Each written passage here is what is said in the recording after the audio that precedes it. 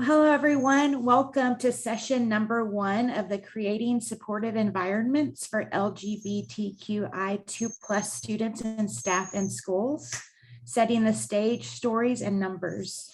My name is Natalie Fekoch, and this session will be led by Dr. Stephen Russell, who we will introduce here in just a moment. We're all here to make your engagement in this series as smooth as possible. Ari Acosta will be in the chat, navigating technology and supporting us as best as she can. Today's webinar is being brought to you by the South-Southwest Mental Health Technology Transfer Center. This is an initiative funded by the Substance Abuse and Mental Health Services Administration, or SAMHSA, to provide free training and ongoing consultation to the diverse array of professionals that serve individuals with mental health challenges across our 5-state region. You'll see us down there in purple, including Texas, Oklahoma, New Mexico, Arkansas, Louisiana, and several tribal communities. The Mental Health Technology Transfer Center, or MHTTC for short, is a project of the Texas Institute for Excellence in Mental Health, which is housed at the Steve Hicks School of Social Work at the University of Texas at Austin.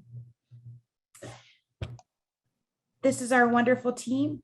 And who have all contributed to making this event possible. I think I can speak for our team when I say we are genuinely humbled to be able to provide this space for this critical workforce who have faced drastic changes and challenges in supporting all students and our communities across the year, this past year. I'm going to go back to our disclaimer very quickly. This is a disclaimer that this presentation was prepared for the South-Southwest MHTTC under a cooperative agreement from SAMHSA. All material appearing in this presentation, except that taken directly from copyrighted sources, is in the public domain and may be reproduced or copied without permission. Citation is much appreciated. There's our team again. Before we introduce our speaker for today's event, we need to take a time to just set the stage. We hope that by using some of these words on this page that we will have a space that's healing, a space that is trauma-informed, and a space that we can really learn and grow together. We invite everyone to engage and practice holding a learning space that is reflective of these principles. Finally, very quickly, we will be providing CEUs at the end of this, and as long as you complete the survey at the end that takes 3 minutes or less, we will be sure to send you that within the next week. So without further ado, I'd like to introduce Dr. Stephen Russell. As Dr. Stephen Russell is Priscilla Pond-Flan Regents Professor in Child Development, the Chair of the Department of Human Development and Family Sciences, and the Director of the School of Human Ecology at the University of Texas at Austin. He is an expert in adolescent and young adult health with a focus on sexual orientation and gender identity. He began his career with population studies of adolescent sexual and reproductive health. During the last decade, his work has focused on adolescent health disparities, especially the health and well-being of sexual minorities, such as lesbian, gay, bisexual, and transgender youth. He has published a series of papers that were the first nationally representative studies to document significant health risk among sexual minority adolescents using the ADHealth study. Since then, he has studied health risk and resilience among lesbian, gay, bisexual, and transgender youth and young adults, with an emphasis on gender and race, ethnic, cultural difference, and sexual minority health. Much of his research is guided by a commitment to create social change to support healthy adolescent development, and he's served on many boards, as you can see, and we are honored to have him here. So without further ado, I'm going to stop sharing and allow Dr. Russell to begin. Good afternoon, good evening, everyone. It's so nice to see you, and it's really fun to see some of you who have your cameras on. I can see into your classrooms and where, like, in the places you might be around in the Southwest. I'm Stephen. I use he, him pronouns. And I think Natalie started with this, but I know that the most precious thing we have right now is time and probably mental health. So I know that it is it is not trivial that you've had a long day. If like me, probably much of it, with technology or not, it's been such an unbelievable year and a couple. So I'm just really grateful for your taking time to think about how we can really create safe and supportive spaces for LGBTQ young people. I want to start and just acknowledge that, where I am, and I think where everybody probably on this call is right now, are on lands that were the home to Indigenous people that were here for generations and generations before us now, and before even, what was a colonial settlement and occupation of these spaces. And those communities then were displaced, and then since then, many other people created the communities through, enslaved people or indentured people or just hardworking people created the communities and institutions like this one with the big tower where I get to work and call home. So I just want to acknowledge the people that came before us and the sacrifices that they made willingly or unwillingly for the privileges we have and the spaces we have. And I also want to acknowledge that the ways that we even think and talk about LGBTQIA2 is situated in our current, social, Western, global, US, Southwest understanding of queerness. I use that very inclusively. And that there are many experiences of trans and sexuality and gender that predate our understandings today, things that we don't understand and will never understand about how communities before ours lived these realities. So I want to acknowledge that too, as part of acknowledge the lands that we come from and live on. I will start sharing my screen. This is always the part where you think like, is it really going to work? Let's see if that happens. Here we go. And I'll trust my friends to say it's not working if it's not working. I also want to acknowledge that I'm at University of Texas in Austin, Texas, and many of the people on this call are from Texas. Actually, some of you I see on the screen that I've seen in other meetings just here in Austin. Hi, Paul. When we are literally days in reeling from the moment of the state, the governor signing a law that systematically disenfranchises transgender girls from participation in something that's so basic to the experience of growing up and the experience of what it means to be in school. And so a lot of us are just like, heartbroken and just reeling from the energy of that. And so I also want to acknowledge why it's just so urgent that we keep having conversations about how we create safe and supportive environments. I want to start with some common understanding of sexual and gender identity and identity development. And everything here I can talk for hours about because it's like, well, it's what I do for my life. And I'm super excited about it. But I want to just really quickly talk about some common language, but then talk about, and also probably also quickly talk about what we know about homophobia and LGBTQ students, the lives of students in schools. I use homophobia to encompass all of the kinds of stigma, prejudice, discrimination that young people face in schools today. And then really talk about what is exciting to me about the amazing science that exists that was not here a decade ago, that tells us about what makes a difference for creating safe and supportive schools. And maybe we'll have some time to think and talk about those things.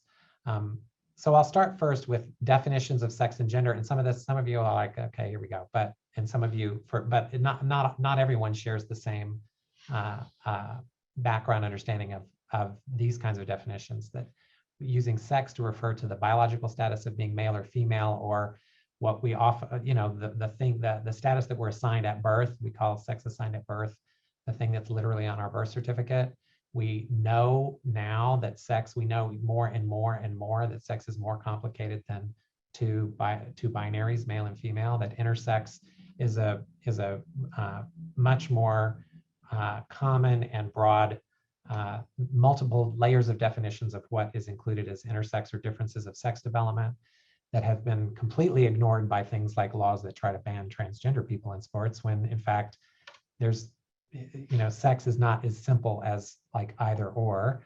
That is a truth about biology.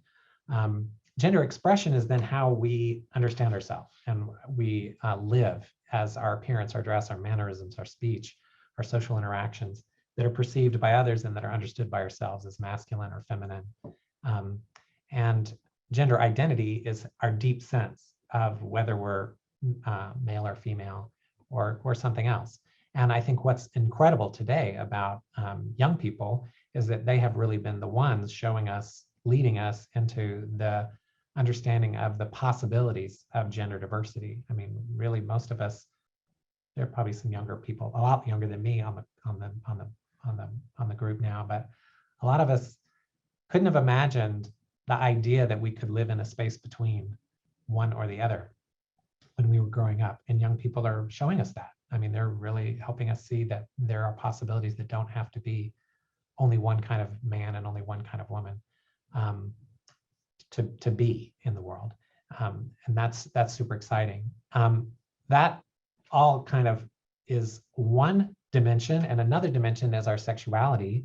And, you know, often this just gets sort of thought about as like, are you, you know, not straight or not, whatever that is. But I want to distinguish between sexual orientation and sexual identity and sexual behavior, which are these overlapping, this is a heuristic that is not meant to be specific. Most people, you know, live in the overlapping space. Most people have a sexual orientation or a deep sense of their inner self and who they are emotionally, romantically attracted to is aligned with their sexual identity, that they understand themselves to be heterosexual or to be same-sexual, to be gay or lesbian or bisexual, attracted emotionally and physically to both sexes. And then sexual behavior, which may or may not align with those things. We might engage in behaviors that aren't fully consistent with our felt desire or our external, the identity we share with the world about who we are.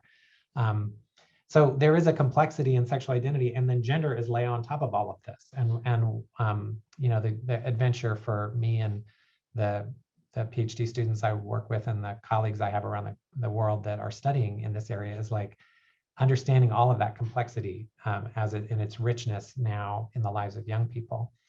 I think I've just done this, so I'm going to move on a little bit. I don't think there's anything new on this slide besides what I just said about self-concept, about having an identity that we share with others as heterosexual, gay, lesbian, bisexual, queer. Questioning now is this, you know, is understanding that we're figuring it out.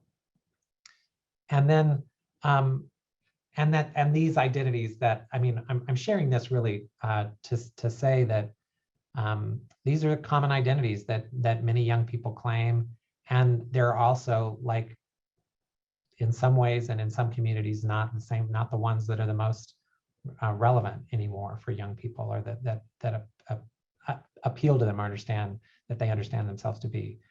Transgender is an important idea, referring to someone whose gender identity is different from the one they were assigned at birth.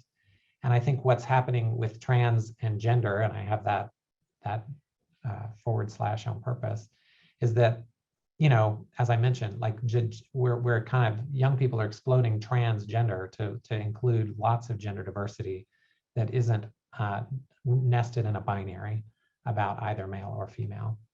And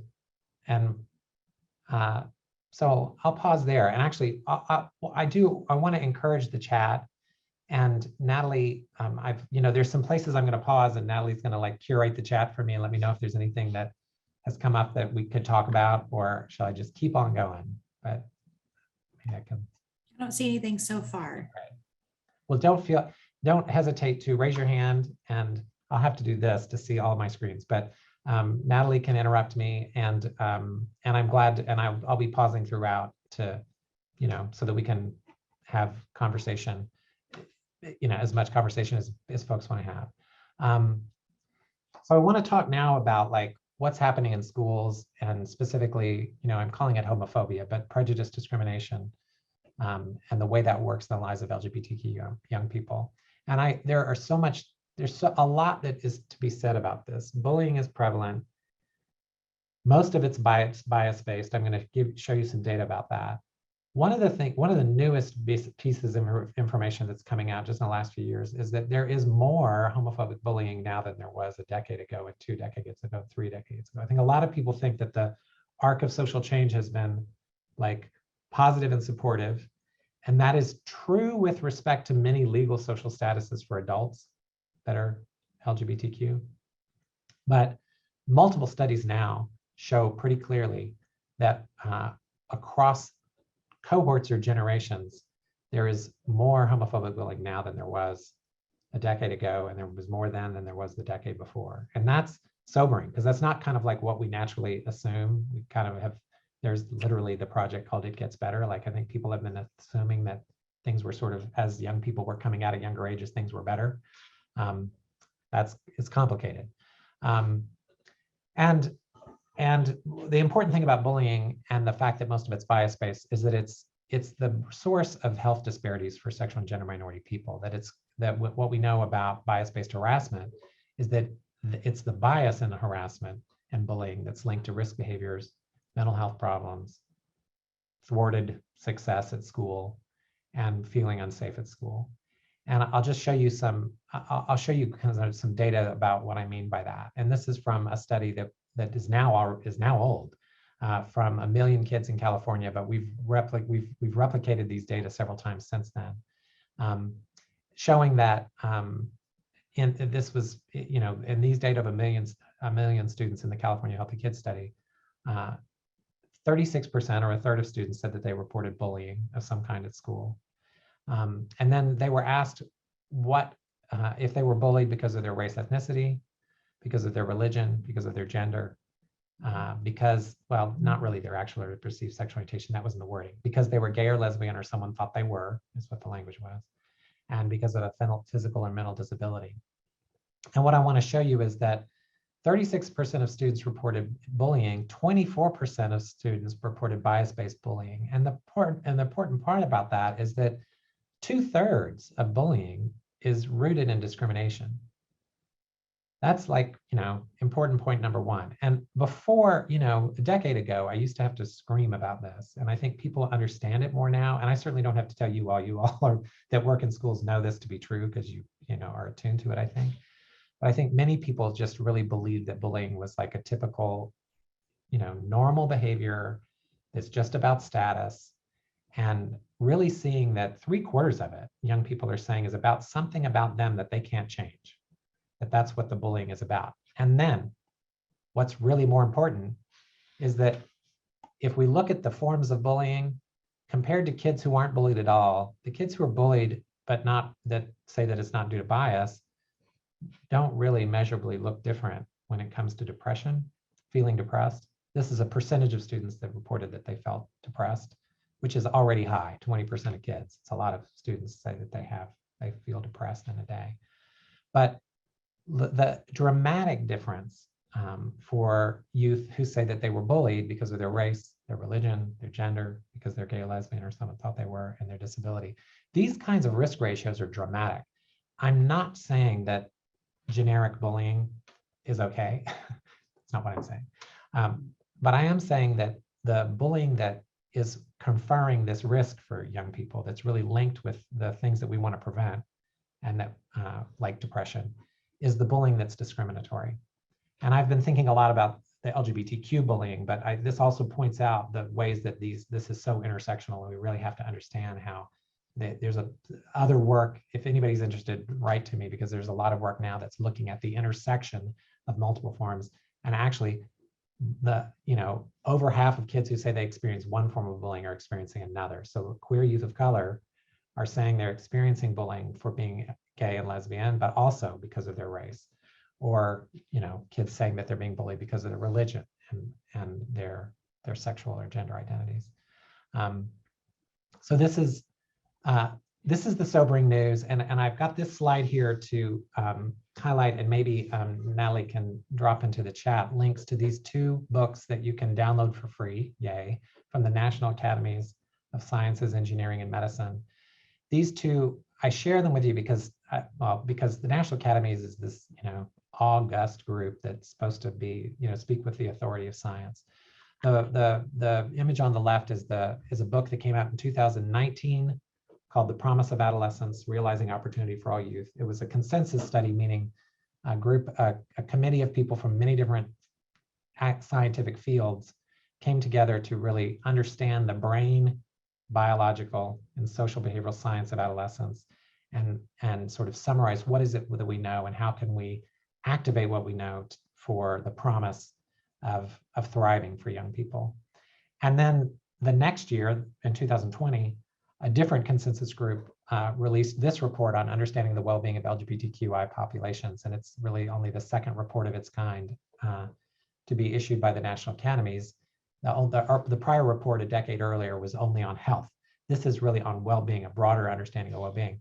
And I share this because both of these reports call, for the first time ever, the National Academies has called out these sets of issues about schooling for LGBTQ youth. So, and the frameworks that I'm going to present next are reflected in these National Academies of Sciences synthesis work. And so I say that just because, one of the things that happens with our work is, like the National Academy says it's true. Like we now have science, evidence that's behind the work that I'm about to share with you about the strategies that make a difference for young people. And that's just light years beyond where we were a decade ago in terms of, 15 years ago. The work started about 15 or 20 years ago. These are all free to be downloaded. All you have to do is give your email. They don't email you too much, I promise. And if you're going to get spam, the National Academies is not such a terrible group to get spam from. But so you can grab those books. And I'm going to show you now a framework from a project that's called Stories and Numbers, which was a project that was funded by the William T. Grant Foundation to bring together my team with Equality Texas and Out Youth, a queer youth serving organization in Austin, to try to translate the research into something that was useful and usable for families, for students, parents, and school personnel to create safe and supportive spaces. So in this, in Stories and Numbers, and that's another link that Natalie can drop in the chat, we have essentially brought together a summary of the research in 4 areas about what we know makes a difference in schools. One is inclusive and enumerated policies. Having a school district, or should we be so lucky, a state law or policy that enumerated means, specifically names actual or perceived sexual orientation and gender identity or expression as a protected category in policy. The state of Texas, I need to remember that map. Most of the states around us do not have enumerated school safety, school inclusion laws. Texas does not, but many of the largest school districts in the state of Texas do. And even if school districts don't, some schools do. And then of course, some teachers create, policies for their classrooms. So I'm using policy with capital P and little p, policy, like meaning state laws as well as district policies and community rules. The second strategy is training school personnel. And it's kind of a no-brainer, but like, guess what? We need to engage young professionals and continuing professionals in understanding and supporting LGBT young people, and it makes a difference when we do.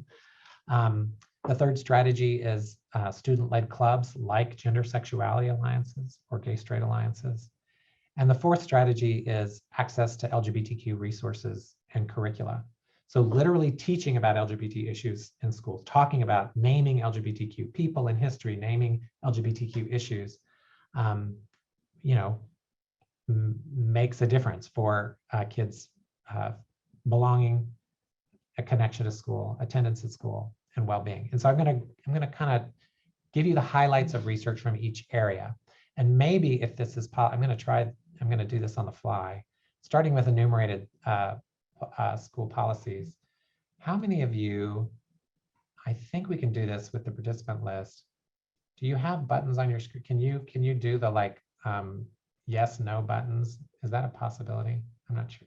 It's people are nodding their head. Able to do reactions. Yeah, the reactions or whatever. I'm not sure You got a green check and a red X. Yes, a green check.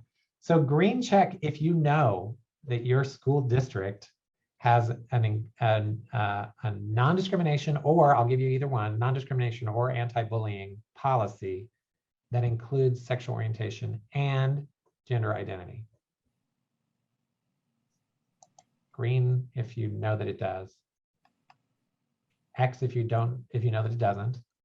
And you can be blank if you don't know yet. And I can't, maybe it's gonna, okay.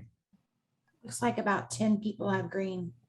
Okay, 14 people have green, 9 people have 13 checks, 9 X's, 86 participants, which either means that some of y'all are just like, it's totally cool that it's like the end of the day and you're, bouncing along the top. We're getting more, 19 checks, 10 X's. But I bet that a lot of people don't know. How many of you don't know? You can just like raise your hand or, some. A lot of people probably don't know. So your first homework assignment is, Google it, like find out what's happening in your school district. Because here's what we know. Enumerated policies are those that explicitly list characteristics of students that might be the basis of bullying or discrimination at school. And what we've learned is that there's strong evidence that enumerated policies make a difference. And we know this using different kinds of research methods. And this is when science starts to converge. That's when people like the National Academies will say that it's true. So surveys of students, when they say they have a policy at their school, they feel safer and they do better academically. And one of the things we know about students is they're not the best reporters of the policies. I mean, we'd love it if students knew all of the policies in our schools, but often they don't. But just when they say they know them, they say that they feel safer and they do better academically. There's a study from Oregon that shows fewer suicidal behaviors actually in LGBT students in schools that have inclusive anti-bullying policies. That's one of the most dramatic studies I know of using population data in Oregon. And then data from GLSEN compares states and shows that in states that have enumerated laws, students report less harassment and fewer biased remarks. All of this, I should say, in the Stories and Numbers website, we have policy briefs that summarize all this research and give you all the background studies, access to, have references for all the studies. The policy brief is also translated in Spanish and Portuguese, because I happen to have really cool colleagues in Brazil that did the whole translation. So anyway, it's available in English, Spanish, and Portuguese. And all of the references are available there to learn more about what the research says. And one of the things we know about enumerated policies is that when there are enumerated policies, teachers show more positive behaviors toward LGBT students and are more likely to intervene, and students have less homophobic attitudes. So, and this is like, it's not to beat up on teachers, but when I was working at the University of California, Davis, when in 1999, when that state passed one of its first one of the first statewide laws that included sexual orientation and gender identity in the state education code as a protected group. And what I learned, what teachers were saying then is it's so much easier to deal with homophobia when you're protected as a teacher. That if you're in a math classroom and you've got 30 kids and somebody says a homophobic comment, you have to decide in the moment, am I going to teach math or am I going to teach justice and inclusion?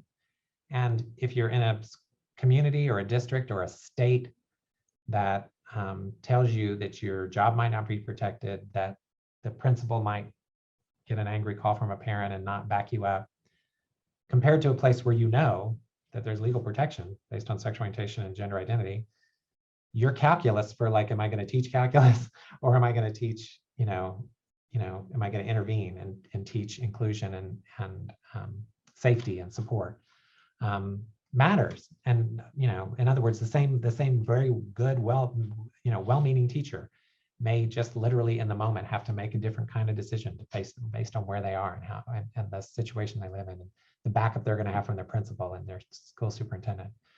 So we know that these policies matter. I'm going to keep going into the next strategy, which is having training for school personnel and broad support. So the other kinds of teachers, but also all kinds of other personnel in schools. And maybe I'll do the same thing again. I know some of you still have your checks and X's, but maybe people can do a check if you have access to training for school personnel in your school or district around understanding and supporting LGBTQ young people. And maybe an X, well, just how about the green check if you have access to that? Because that'll just, whether you don't know or no, you don't, you can tell us, but I won't make too much of any percentages or anything, but it looks like, 18 folks are saying that they know that there's access to that. We're not going to call that an overwhelming majority. And one of the things we know then from this work is that, first of all, a supportive teacher is one of the most, we've known this for 20 years, that having a supportive teacher is one of the most strongest protective factors for LGBTQ students for their academic success and mental health. And that's, one thing that is really important to me especially when I talk with young teachers or teachers in training, when they say like, that kid comes to me after class and has made a connection with me, but does it really make a difference? Does that thing that I do really actually matter that much, that kid? And I say, like, every bit of evidence says that one positive interaction is sustaining that kid, is making a huge difference for that kid. And it should be a no-brainer. I mean, this is kind of the researcher just giving the complete obvious, but students feel safer and do better when their teachers intervene and stop harassment. But the reality is, like, that's not always easy. we're not necessarily trained on how to intervene in harassment and bullying when it happens. We also have studies from teachers that when teachers feel that their administrators take bullying seriously, they're more likely to take it seriously. They have the institutional backup, they have the training, they have a system in place, and they know that someone's going to have their back if they step in and intervene. And we know that a national study, actually, this is also by GLSEN, a national study from GLSEN showed that when there was LGBTQ professional development, teachers indicated more support for LGBTQ students.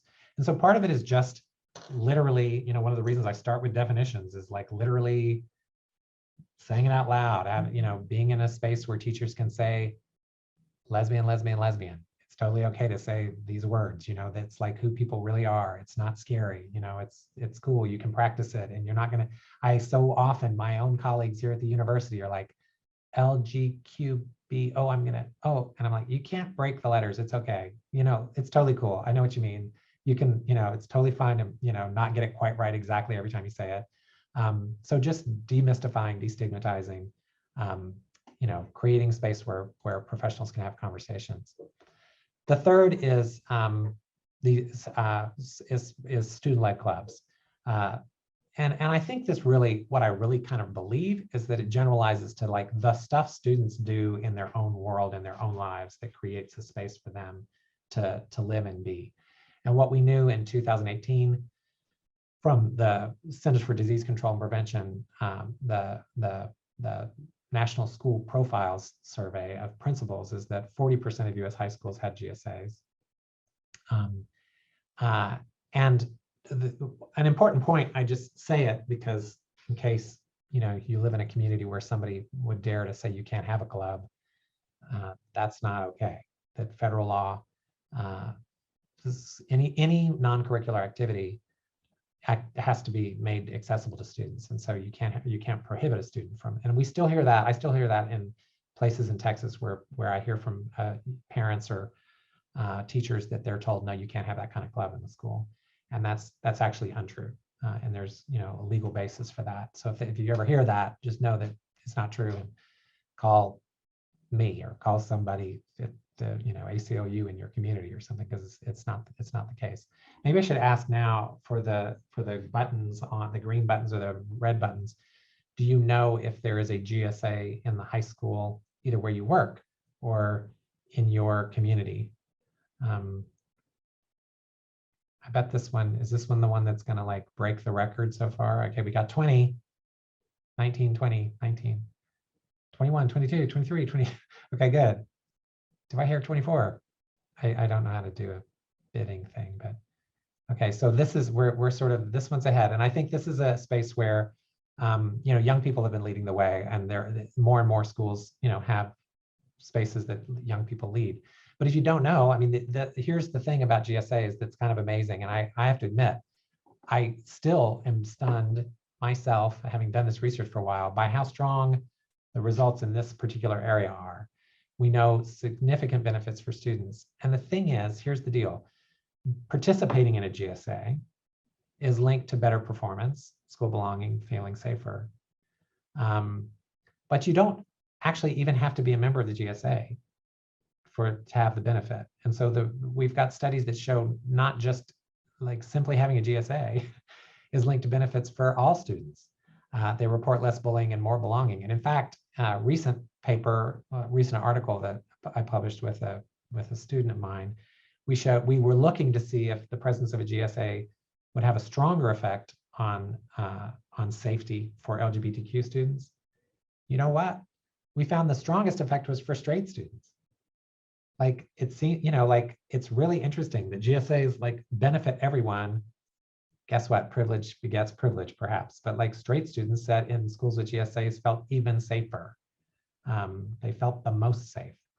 And it's true that we know that when students participate more, when GSA advisors have more experience, we're learning more. There's new studies of GSA advisors. How many of you are GSA advisors? I'd love to know that.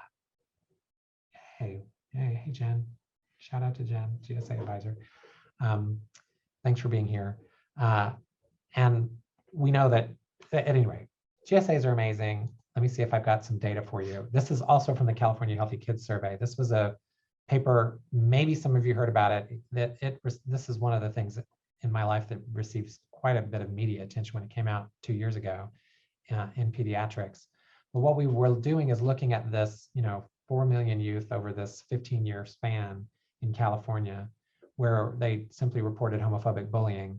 And if you look at this line, does anybody want to shout out or put in the chat something that they might hypothesize about this line? Does anybody remember what was happening in California?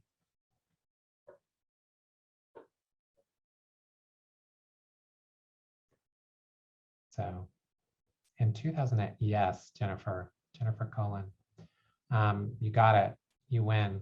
If I had a prize, I'd give it to you. I'll think of something. Prop 8 was in 2008. When I saw this, the students said, like, there's something wrong with the distribution. There's this trend for homophobic bullying that we don't see with race bullying, gender bullying, or religion bullying. So maybe there's something wrong with the data. Maybe there's some artifact in the data. And we were like, oh my gosh, this is the first evidence I had seen at the population level of a massive effect of something like Prop 8, which I will show you, happened in this year. But what's amazing about this paper is that we showed that schools that have GSAs had a straight line, effectively, statistically. That this line is statistically increasing up to 2008 and then is flat line decreasing after, using all these fancy statistics with 1 million kids, and that this line is effectively a straight line. That the schools that had GSAs had not only lower homophobic bullying, but had no change in homophobic bullying around the time of the Prop 8 decision. And this is evidence to me of the ways that these the thing I'm worried about right now on this onslaught of anti-trans legislation, among other things, but is the way that it gets into, we like to believe that young people aren't paying attention to the legal discourse, the political discourse. And I'm worried about the ways that we might, and maybe you can tell me if you see it in your schools or communities. Are we seeing a uptick in gender regulation, gender harassment, maybe even gender bullying among students in schools? I don't know if anybody's seeing that. Again, I'm glad to share all the references for all of these papers. And then finally, the fourth strategy is literally having resources like books in the library, posters on the wall, and teaching about LGBT issues in the classroom. And so I don't know anyone who's done the study yet of the posters on the wall and the books in the library. I really want to do it. I would love to have somebody go in and quantify that and see if it correlates with, I believe that it would, because I believe that students who see themselves literally, physically in the space, feel included and are more likely to feel safe and supported. But we know from curriculum for sure, because we've got multiple studies now have tracked, and so maybe I should ask that in the greens and the red, the checks and the X's. Do you know if you're teaching about LGBTQ issues in the classroom in your school? Is it coming up? And it comes up in really interesting ways. Like there's some problematic ways. Like one of the only ways for years that LGBTQ issues came up in the curriculum was when people said that people died of AIDS in health class. That's not what we would say is positive representation. But more and more there are strategies for this. And there are, one of the interesting things, like California passed the Safe Education Act, this safe, accessible, the Fair Education Act, the Fair, Accurate, Inclusive Representation, I think is that what it is called? Anyway, the Fair Education Act, which said if you're going to have representations of people who've been historically minoritized, meaning people of color, women, sexual gender minority people, it has to be on balance, neutral or positive. You can't only say gay people died of AIDS and African-American people were enslaved. You have to say positive contributions of those groups of people. You can't just say things that are historically stigmatizing or negative about those groups. And what we've seen, this is the other thing that I think is in the real life of everyday school, is that when students know, so I'm also saying where students know to get information and resources, but students who learned about LGBTQ issues report less bullying and more safety. And we've there's an early study in the early 2000s on teacher sensitivity to LGBT issues and HIV education that showed lower sexual health risk behavior among LGBTQ youth. So super encouraging science in this area that making, and in fact, most of my work is like trying to do population level, trying to show evidence at a population level, which is why I have all this data from California. But we did a qualitative study where we did focus groups with young people about what they learned to try to understand from their perspective, like what did it feel like? What did you learn? And one of the things that was so important, encouraging and sobering at the same time, is that the bar was so low that young people said they felt supported just when somebody said LGBT once in a classroom ever. They were like, oh, it felt so great when my teacher did that. We're like, that was all they did? Literally, that's it? And they were like, no, it was great. It was amazing. And I'm like, wow, like that was it? Like, did they talk about history? Did they say what that was about? But so even just literally naming is so important for young people for whom their lives are made so invisible in their schools or in their communities. And I know that this is, and I'm aware that there's a great diversity, and there's some places where this is like part of the culture and it's like part of every day, all the time. But I'm also aware that there's too many places still where there's like, deafening silence around all kinds of diversities that are part of young people's everyday lives. And, that's another one of the interesting issues in this thing. So I'm going to pause here and acknowledge that I grew up in the South. My dad is a minister and his dad was a minister, and I can't tell a short story. And this is the splash page for the Stories and Numbers project. Actually, this is actually the old one. I didn't update it because we now have the splash page now has the policy brief and then the Spanish and Portuguese version at the top of this of the slide. But I was going to go through I've taken entirely too long, but I'll show you that in the policy briefs, there are recommendations for policymakers, school personnel, parents, and students for each one of these strategies. And so just to encourage you to go and download the policy brief that appeals to you. We also have them in one-pager versions. I do want to call out that this emerging, this is already so out of date. It's not emerging anymore. It's like emerged. It's like full on, screaming in our faces, the issues of trans and gender nonconforming students. We started this project, 3 years ago when this was like we were, hadn't even begun to see the kind of stuff we see now. But we need policies and practices that support transgender and gender nonconforming students. And I think I have in here a slide from a Journal of Adolescent Health study that underscores, is a piece of science that really underscores the urgency of supporting the social transition of gender diverse young people. And what this study did was, I designed the study, and I did it in collaboration with some community youth organizations in 3 cities in the United States. And it was before any of this, before we were thinking about names or pronouns or anything. But this really amazing youth worker said to me, when I said to them, I was designing a study and said, like, you tell me what you think matters to youth. And this amazing person said, the most incredible thing is when young people can use their name. That's what when trans kids, and if you could figure out how to measure that and study that, that would be incredible. So I didn't know how to measure it or study it. So we just made it up, and we just asked, like, do you have a name that's different from the one you were given? And if you do you get to use it at home, with your friends, at school, or at work? And this study is literally just adding that up. I get to use it, I don't get to use it at all, or I get to use it in one of those contexts, I get to use it in 2 or 3 of those contexts, or I get to use it in all of those contexts. And what you see here is that the dramatic differential for young people who have their gender affirmed through being able to use their name in the spaces where they live where they live their lives. And since this was published, there's been a number of new studies that are further confirming the urgency of supporting trans youth in their social transition. And so I think what I'm going to do now is, again, like, here's that you can go to my website is soji.cns.edu, utexas.edu, and you can also go to storiesandnumbers.org to see those resources. And there we have a bunch of we have some videos that young people and old people, meaning people like us, made.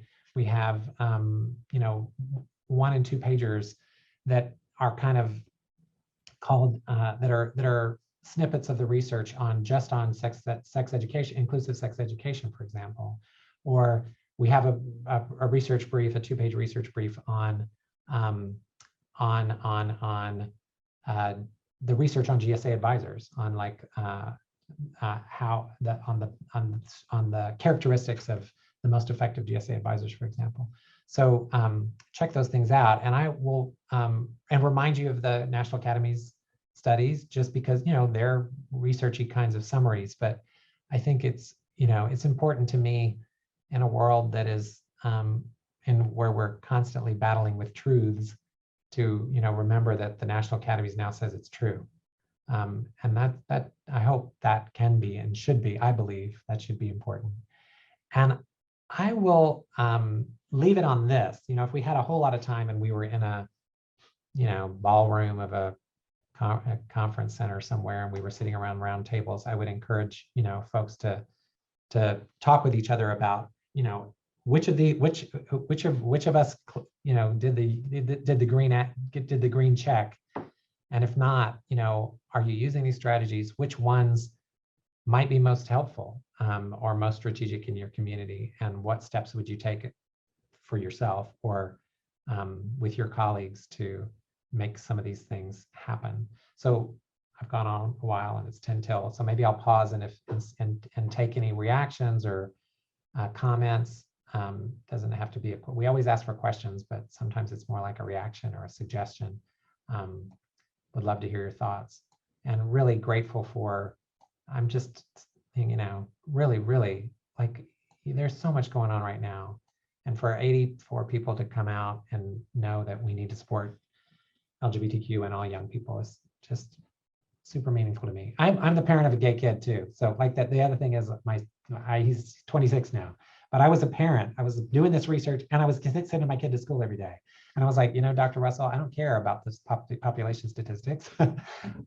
I'm the dad, and I care that my kid is going to be safe this afternoon, not someday in the imagined future, and not like at the population level. I needed my kid to be safe right then. So anyway. Dr. Russell, I see a question in the chat box. Great. And I'll read it out loud to you.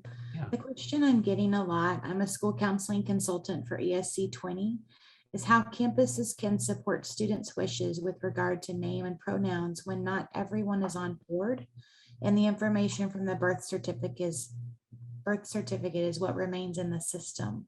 Is there any guidance for how they can develop local policies? It's so, maybe I'll do this and I'm looking all over.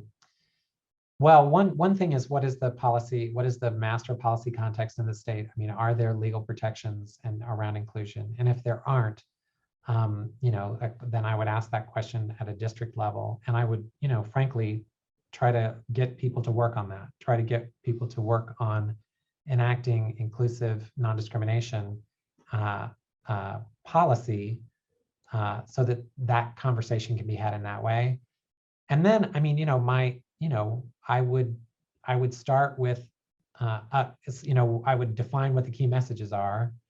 And the key message from the developmental science is that it is not just relevant, but it's urgent that we affirm young people where they are. This shouldn't be rocket science, but young people, adolescence is about figuring yourself out, and we shouldn't be externally guiding them and telling them that they're not who they think they are. That was true for years with sexual identity. We've kind of gotten over that to some extent, if only because trans has, anti-trans focus has overtaken it. But I think hopefully most people have figured out, maybe it's not true, maybe I'm naive, that you can't change someone's sexual orientation. I think most people now realize that, and gender identity is not suggestible. So one specific point that I'm rambling about is appealing to the science, which is also frankly common sense, that we can't change people's gender identity and expression, that it's not suggestible, and that recognizing someone's pronouns, recognizing someone's preferred name. Plenty of people have nicknames. I mean, come on, it's not that hard. And so recognizing a person's preferred name should be just as, those become data system things. Like, we should be able to have second name in a data system, and many school districts are just figuring it out. Like, okay, we've had nicknames for a long time. We have people from other cultures that have names that can't be spelled in our alphabet, and we give them they have a name that we use. We can have preferred and chosen names. And I think we have to be, but I'm also not totally naive about where people are. And so I think it's like, do you start with education, or can you start with some of the strategies that are like, how do we literally fix it? So I'd be interested to hear, like how, maybe this would be a group to share success stories or strategies. That question came in from me. And so I'm a school counseling consultant for Region 20, which is San Antonio. We have about 54 ISDs and about 30 charters. And so the question has come in a lot because the school counselors are typically those who want to affirm, right? They want to do what's right by the student and best for developmental or development and mental health and all of that. But when you have, one scenario is the kid has 7 teachers and 5 are on board and 2 aren't. And there's no policy in place that's going to force that teacher to affirm the student's choices and to go, not go by what's listed in the system. Or we have the issues where the parents aren't on board. And so the teachers are on board, but then when they have those conversations with parents, they're stuck because they're trying to do what they think is best for the child, but then the parents aren't supportive of that. And then we've had the issue at the elementary level come in with, we want to do what's right for this young child, but then we're getting questions and concerns from parents of other students in classes. And so I've just been directing them that they need to develop local policies and they need to consult with their district's attorneys. But I see that somebody shared some information in here. It looks like maybe from Austin ISD. I was just looking for some sort of like model or guide that I could share out. Does someone have, that would be so great. Yeah, it looks like they did share that information. So my audience here is school counselors who typically want to do the right thing, but in the absence of protection in place for students, they're struggling right now. Yeah. Well, and I mean, I'm going to be honest with you, from my perspective, it's a scary time because this stuff is now, like, we're talking about legislating it in some places and, in different forms. And so, what we can literally do and how we can support kids. I mean, there's been a long standing tension around sexual identity coming out in schools and whether that information can be protected. If can a kid be out at school but not be out at home? And that the legal basis for that is actually not fully clear. And which makes it very tricky to be a teacher, to do the right thing, or to be a school administrator, and to acknowledge to a frustrated parent that you have information, or you've been holding information that they don't have about their kid. That is complicated. In a culture where we prioritize and privilege this notion of parent rights above all kinds of, we think of individual self-determination, but we give it all to the parent, and we don't at all think developmentally about the kid. So anyway, and thanks, Christine, for sharing that great resource. All these resources, that's really cool. I am so thankful for the wonderful questions, and just want to shout out Paul for sharing from Austin ISD your information. This is the kind of space we were hoping that would be created in this series. There's so many specific questions, and I think we just, as educators, want to do right by kids, and we want to make sure we have the language and the policies to support them.